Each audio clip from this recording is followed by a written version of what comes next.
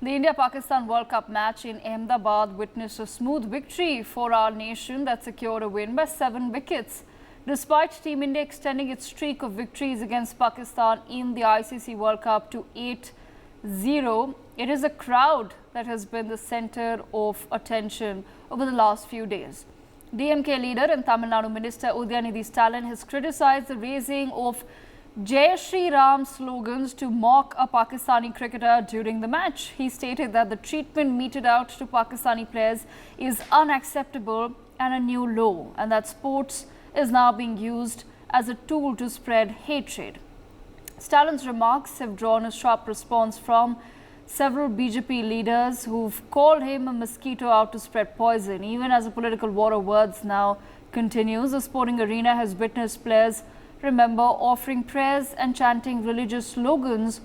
So why is it that it's okay in one instance and not in another? We look at one such example before we take this conversation forward with our guests. बिस्मिल्लाहिर्रहमानिर्रहीम, अस्सलाम वालेकुम। उम्मीद है कि आप सब लोग ठीक होंगे। आफ्टर अ लॉन्ग टाइम मेरे ख्याल से एक दूसरे के सामने बैठे हैं और काफ़ी अच्छा लग रहा है कि माशाल्लाह सब आए हैं। जय श्री राम, जय श्री राम, जय श्री राम, जय श्री राम, जय श्री राम, जय श्री राम, जय श्री राम, जय Shri Ram. All right, so there you heard it. What we heard right now was a Pakistani cricketer saying Bismillah before starting his press conference per se, answering questions in a press conference. And then of course the other video is the video that has gone viral online of certain people who were watching the match. As the Pakistani player was exiting the field, they started chanting Jai Shri Ram.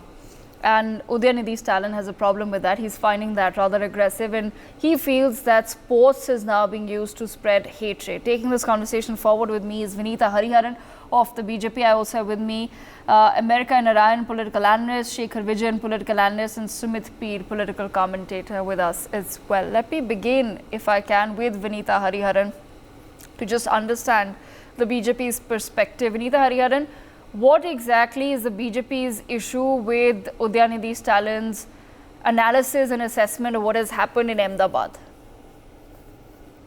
Yeah, I think we'll have to ask the question the other way around. What exactly is the problem with Udayanidhi, in terms of kind of picking faults and everything that's going on, right from Sanatan Dharm to, what's happening in the cricket ground. It's a popular sentiment. The people are voicing their, in their way, they're expressing their whatever the sentiment that they're expressing towards a cricketer. So there is no control over the crowd over there. But what Udayanidhi is trying to rake up a religious sentiment when there is none, and when, he's trying to kind of create a controversy when there is no controversy. It looks like he's trying to come into the headlines or whatever. I don't think he needs that kind of fame, but it looks like somebody who's trying to seek fame and, trying to create controversies, trying to create political and controversies over religious sentiments. First of all, his reaction and his comment on, the Sanatana Dharm itself is absolutely flawed, and we have dug that out and we've analyzed how he was wrong in all that he said about the Sanatana Dharm, and now he's talking about the people reacting with Jai Shri Ram slogans. So it's their way of reacting, it's their freedom of expression that they had when the cricketer went across. So I don't think there is any need for somebody like Udayanidhi to come and comment about what happened in the cricket stadium, and I think it's blown out of proportion by him or the particular reaction, and so I think he has absolutely no locus standi also to comment because of the track record that he's had on the various religious commentary that he's made over the last, the recent times. Okay. So I think that's what we need to say about this. Yeah. Okay. America and Iran, what do you feel about what Udayanidhi Stalin has to say? He says that now sports is being used to spread hatred. Pardon me. Is this another attempt to convert a religious chant into something that people need to be fearful of? I am sitting in front of Lord Ram and giving this interview. Let me be very clear. A real Hindu will not do, a cultured Hindu, a cultured Indian would not have done what in the name of India and Indian cricket fans have done in this cricket match. I think for those people who chant to irritate and bring in hatred, saying Jai Shri Ram, I think I give them the answer, Sri Rama Jayam. Jai Shri Ram is a war cry, whereas Sri Rama Jayam tells, let Lord Rama, who has been the king of everyone, wanted to make sure that everyone lives. So I suggest all the political leaders, whenever people chant and shout and create problem, shouting Jai Shri Ram, let them respond to them with Sri Rama Jayam. So I start with Sri Rama Jayam, number one. But coming back to Udayanidhi Stalin saying that the problem with both the people who had come through the DK route and BJP, who are both these people have been using the caste and religion for their selfish purposes, and they are continuing to use it now. That's the problem. Cricket should not be used for politics, but DK has consistently, and even today, as the Chief Minister of Tamil Nadu, he is the Chief Minister for all the people. He does not greet Hindus on their religious festivities, and he exclusively does that for other religions. If he had not done it for anyone, that would not be a problem. Same thing with Udayanidhi Stalin talking about Sanatan Dharma, which most of the Hindus think it is related to Hindus, is wrong. So, okay, Mr. Narayan, I'd just like to understand from you, sir. Hatred in politics through cricket and religion and caste. That's the problem. Okay. I'd like to understand from you, when you say Jai Shri Ram is a war crime and is being used to spread hatred, could you please explain that? How is it a war crime? A war cry? I'm sorry, are you talking to me? Yes, sir, I'm talking to you. You said that Jai Shri Ram is a war cry. On what basis is that statement made? In down south, in my family, consistently we used to write Sri Rama Jayam. That is a standard procedure for most of the That you may be, sir. That you may be. I'm not disputing that. I'd like to understand from you because perhaps during the war of Ravana, okay, in order to bring in the braveness, Jai Shri Ram was used, not Sri Rama Jayam. If you look at so if the people in the stadium, sir, said Sri Rama Jayan, if they said, Mr. Narayan, if the people in the stadium said Sri Rama Jayan instead of Jai Shri Ram, it would be okay? It would have been okay, and by nature, they would not have gone ahead and shouted when the player of Pakistan is walking back to the pavilion. That's wrong. I don't say what Pakistan has done it right, and they have done it. We are better than them. We should not have done that. Indian culture, Hindu culture is different than the Pakistani culture, and where they promote hatred. I think we should respond hatred with love, and what we did is helping both BJP and those people in Tamil Nadu who are promoting caste hatred. Okay, sir, understood. All right, Sumit Peer, bringing you into the conversation. Sumit, yes, perhaps the crowd, as has been in any India-Pakistan match, be it on any sort of forum or platform, we've seen the sort of excitement that there is. There is a reason why people want to watch the India-Pakistan match. There is a reason why the India-Pakistan match tickets sell for the highest amount possible. It's understandable, yes, perhaps the crowd was a little excited and they said what they said in an attempt to maybe mock the player or just out of, just being cheeky. There are just a bunch of people that are just being cheeky in a stadium. To equate that and continuously say that Jai Shri Ram is a war cry, that's where the problem begins. And I'd just like to understand from your perspective, now Udayanidhi Stalin coming in and saying that Jai Shri Ram is being used to spread hatred.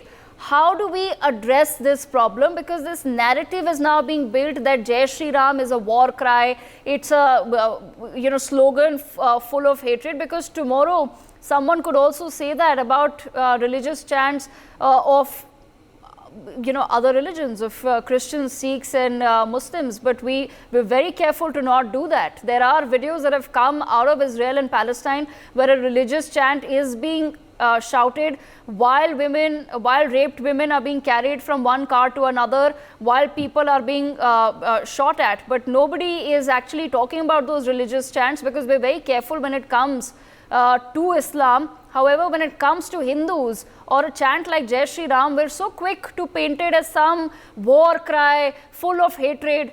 Why not just say, okay, yeah, it was a bunch of people just being cheeky in a stadium? Devga ji, Ram Ram, and thank you very much for inviting me on the show, because Ram Ram is the way I address my Bhagwan Shri Ram.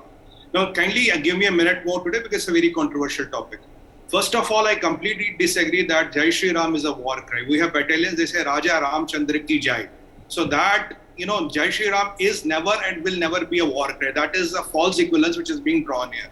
Bhagwan Shri Ram is the avatar of Bhagwan Vishnu, and Bhagwan Vishnu, Mahadev and Brahma are the Trimurtis. So if I pay my oblivience to the supreme creator, that is Sri Hari Vishnu, how does that become a war cry? That's the point number one.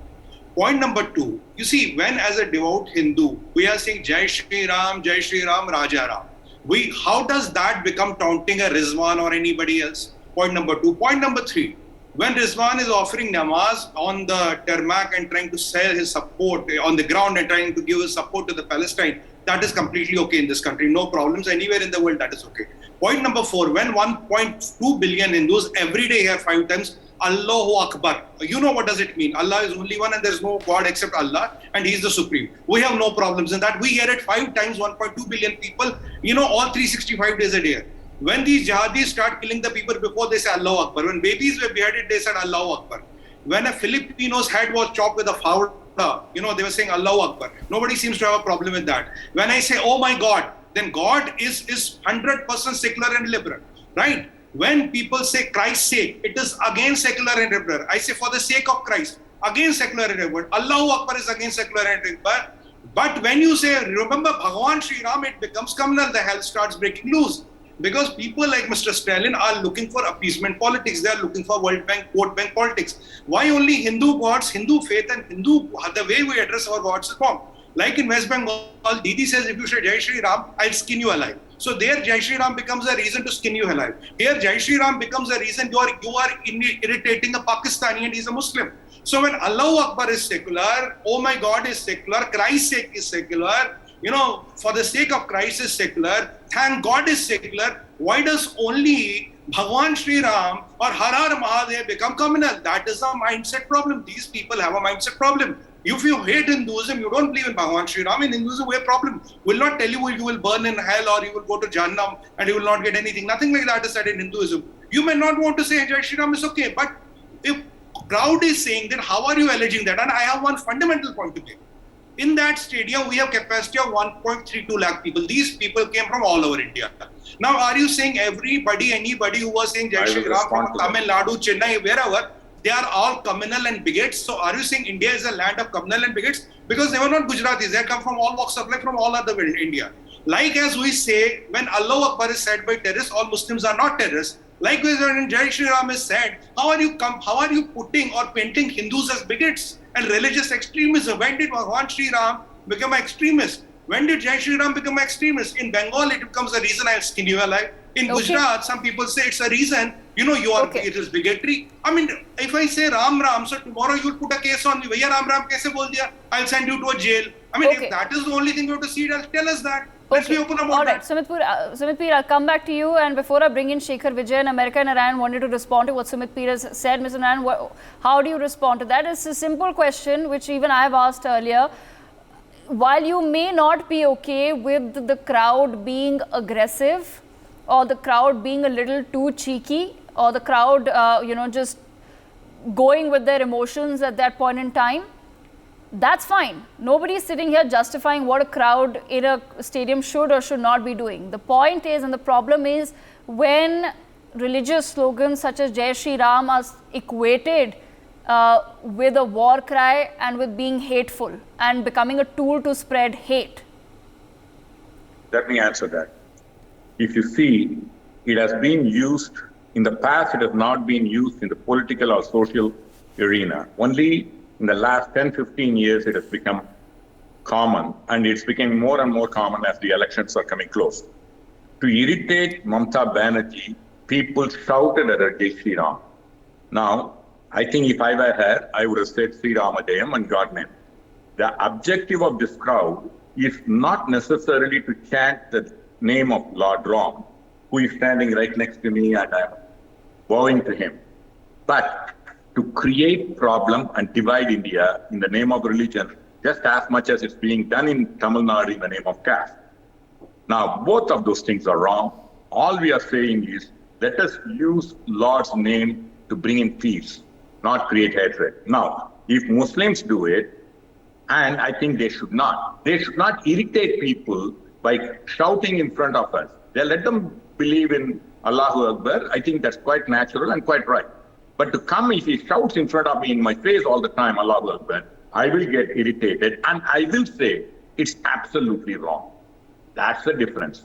These people are out there to justifying their act of someone else's wrong act. Whereas I am saying, bring in peace, say Sri Ramadayam. Devika, okay. 5 seconds, just 5 seconds. Sumit, yes. Yeah, I will want to take you back to 1999. There was a match which was held between India and Pakistan in Chennai. Chennai, incidentally, Tamil Nadu, incidentally, the territory of DMK. When Pakistan won the match, it was a test match against Bharat, they said, Nalai Takbir, Allahu Akbar. Did anybody from DMK, Mr. Stalin Senior, or late Shri Karunanidhi ji, or any of the DMK leaders object to that? Did Mr. Stalin Junior object to that? He was from a political family. Which of his leaders from DMK then and now objected to Bharat saying, Pakistan saying, Nalai Takbir, Allahu Akbar after winning 1999 test match in Chennai? I want to answer that. Okay, I'm going to bring in Shekhar. Okay, Mr. Narayan, I'll come to you in just a moment. Shekhar Vijayan, come into the conversation here, because the reason why we're trying to have this conversation is the sort of politics that Udayanidhi Stalin is now putting on display. One can say the sort of politics that he wants to indulge in, where he is coming and talking about Sanatan Dharam, calling it malaria, worse than COVID, dengue, everything possibly horrible is Sanatan Dharam. Then he's coming and saying Jai Shri Ram is a war cry, Jai Shri Ram is a hateful statement, and it's a new law for our country that someone who's come in to play a sport in our country, this is how we're treating them. This does set precedents for dangerous politics. It is not really the people in the stadium, Mr.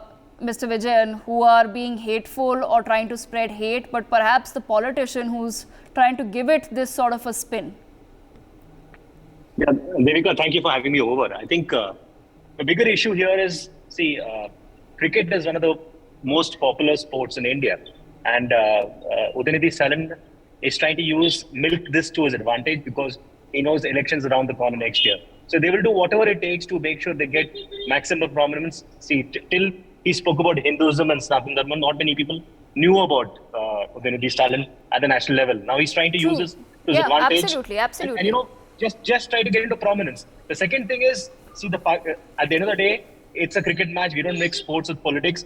But the Pakistani team has always tried to mix jingoism with sports. It's always happened. And whether we say Jai Shri Ram or whether we don't use Jai Shri Ram, I think the bigger point is Hinduism has always been a soft target.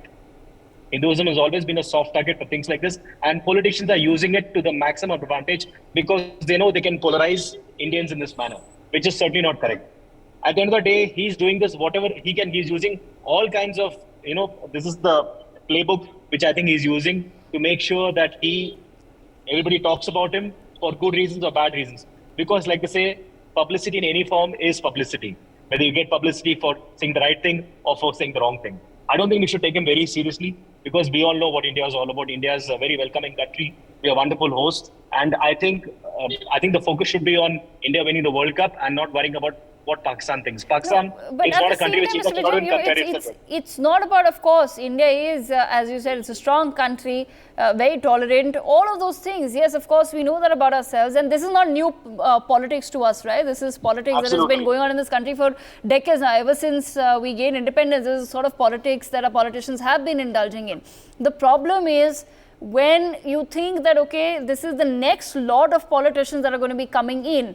Udayanidhi Stalin was supposed to be the younger generation, right? The next phase of politics in India. And you see that even in the next phase of politics, it's the same playbook that they want to sort of abide by, because they know that, okay, this is the easiest thing that works. So I think he's not covered himself with any glory. Smart people can easily see through this entire playbook which he's using. And I think it's very shoddy and it's very shameful. He's the same man who passed a comment about Hindu and Sanatan Dharma and compared us to dengue and malaria, which is certainly not done.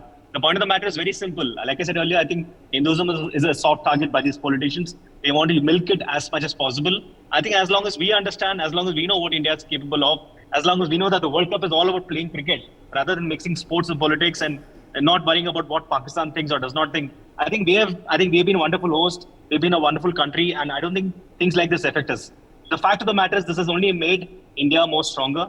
People can see through this rubbish, and there's nothing wrong in somebody chanting Jai Shri Ram if a cricketer is going up, because he's the same cricketer who mixed sports with politics when he was chanting Islamic anthems and names on the pitch. So I don't think there's anything wrong in what we did. But the point of the matter is, we should also understand that we cannot mix sports with politics and not take such politicians seriously, because this fellow is just somebody who's just trying to get prominence. Nobody else knows him outside Tamil Nadu, and he's trying his level best to get national prominence. Okay, Mr. American, and I'm bringing you back in the conversations. I'd just like to understand your perspective. I understand completely what you're saying when you say that you don't want the Lord's name to be taken in vain, and perhaps that is your assessment of the situation. That's understandable where you're coming from, and you want that when we do chant our religious slogans, it's for a higher purpose, it's for a peaceful purpose. And what's happened in the stadium may not have seemed like a peaceful situation to you.